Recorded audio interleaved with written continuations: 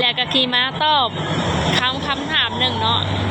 แล้วก็ขอบใจที่ทำกับมาเนาะแล้วก็ขอบใจทุกคนที่เป็นห่วงแล้วก็คอยให้กำลังใจตลอดคอยทำให้ตลอดเนาะเรื่องการป่วยของสามีแต่ตอนนี้สามีก็ดีขึ้นแล้วทุกคนเป็นอย่างไรก็ขอบใจทุกคนหลายๆเด้อที่เป็นห่วงเนาะที่ทำให้เข้ามาถุงมือส่งกำลังใจให้ตลอดแล้วก็มีมิ้น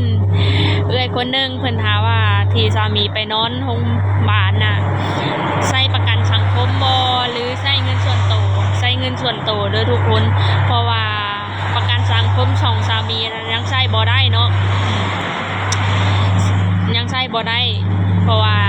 มันต้อง3 เดือน4 เดือนนี่แหละเดือนที่4ก็ประมาณครึ่งเดือนจึงใช้ได้ประมาณนี้แหละเพิ่นว่าและสามีก็เดือนนี้เข้าเดือนที่4แล้วก็ยังใช้บ่ได้เนาะ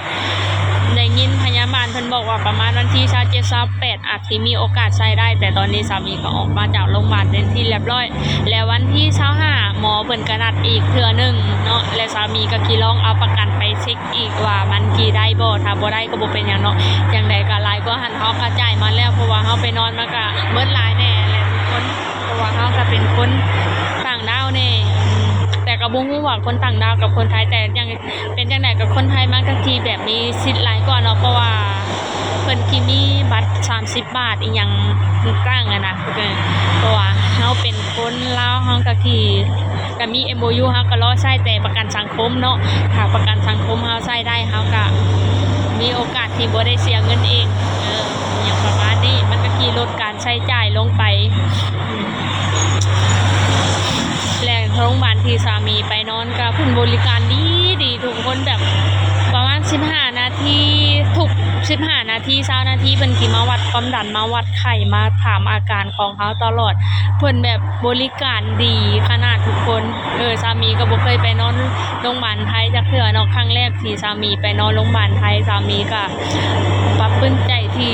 เพิ่นใช้แบบเพิ่นบริการเฮาดีนะเพราะว่ามื้อสามีไปสามีก็ไปผู้เดียวมื้อที่สามีป่วยแฮงไปฮอดโรงพยาบาลเพิ่นก็คือเอารถเข็นมาเข็นเอาสามีเลยเนาะเพราะว่าเพิ่นเห็นสภาพสามีบ่ไหวแล้วแต่คือเอกสารอีหยังเพิ่นก็ขี่อันนั้นจัดการให้สามีเองสามีก็มีแต่เอาบัตรสปอร์ตกับบัตร MOU ที่ให้เพิ่นเอกสารส่วนตัวและเพิ่นก็ขี่นำสามีไปห้องเลยไปนอนท่าอยู่ห้องและพยาบาลหมออีหยังเพิ่นก็ขี่มาตรวจแล้วก็หลังจากนั้นเพิ่นก็ขี่เอาเฮาไปตรวจห้องอีหยังและทุก15 นาทีเพิ่นกินมาวัดความดันมาวัดไข้ให้สามีตลอดเนาะเพิ่นบริการดีและเพิ่นก็กี่ถามว่ากินมื้อนี้เฮากินข้าวได้บ่กินแบบอีหยังได้แบบปกติบ่ร่างกายเฮามีอาการเมื่อยล้าอีหยังบ่ถ้าฉีดยาไปเพิ่นก็สิบอกว่าถ้าเฮาหายใจบ่ออกมีอาการวิงเวียนหรืออีหยังหายใจบ่ออกก็บอกเพิ่นเนาะแล้วบังเอิญที่สามีเพิ่นฉีดยาไปบ่ฮอด2 นาทีสามีแบบมัวแบบตึกมันหมุนนะทุกคนของหลอดไฟแบบคือว่ามันแกล้งแบบเลยแบบภาพมันกีตัดเลย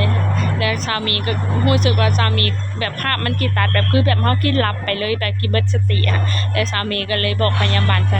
นก็เลยมาแล้วจากพักหนึ่งประมาณครึ่งชั่วโมงอาการนั้นมันก็ดีขึ้นมันเกิดจากอาการของสามีอ่อนเพลียสามีแบบปลื้มใจแฮงแบบดีใจเคยใช้บริการโรงพยาบาลนี้แบบเพิ่นบริการดีใส่ใจเทคแคร์เฮาขนาดเฮาบ่มีญาติไปบ่มีญาติเรามีไปแค่ตรงเพิ่นผู้เดียวเพิ่นยังบริการให้เบิ่งแยงเฮาตลอดมื้อสามีคิดออกเพิ่นก็ยังถามว่ามีญาติมารับมั้ยมีญาติมารับมั้ยกลับไหวมั้ยเพิ่นก็ยังแต่มื้อสามีคิดออกนะเพิ่นยังบ่อยากให้ออกเนาะอาการของสามียังบ่ดีขึ้นแต่สามีอยู่หลายมื้อและสามีก็เลยขอออกมาพักฟื้นอยู่ห้องและเพิ่นก็นัด2 เทื่อและสามีก็ไปมาแล้วก็วันที่25เพิ่นก็นัดอีกเทื่อนึงเพราะว่าอาการของสามียังบ่ดีเพิ่นก็บ่อยากให้ออกเนาะแล้วก็เพิ่นก็บอกว่าให้มาตามที่หมอนัดอีหยังประมาณนี้แหละทุกคนเป็นจังได๋ก็ขอบใจทุกคนเนาะที่คอยเป็นห่วงและก็ส่งกำลังใจมาให้ตลอดเป็นจังได๋ก็ขอบใจทุกคน